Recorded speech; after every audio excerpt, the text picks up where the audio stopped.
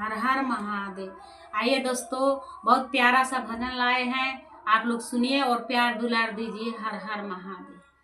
शिव गुरु हो केतना दुखवा दिखला लीला रे, शिव गुरु हो केतना दुखवा लिखला लीला।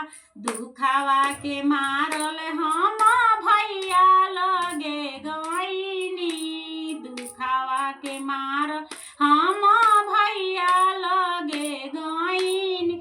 शिव गुरु हो भैया मोरा मुहावा ले घुमाए, शिव गुरु हो भैया मोरा मुहावा ले घुमाए।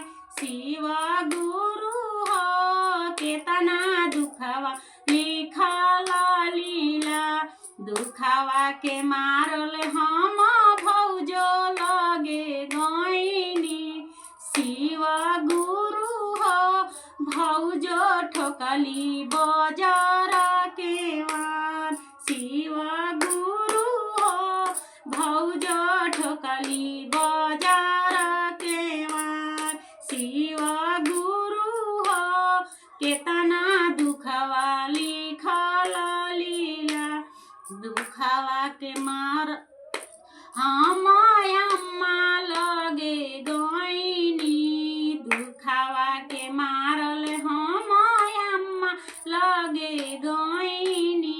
शिव गुरु हो अम्मा मोर ढारेली नैना लोर, शिव गुरु हो अम्मा मोर ढारेली नैना लोर। शिव गुरु हो केतना दुखवा लिखला लीला रे, शिव गुरु हो केतना दुखवा लिखला लीला।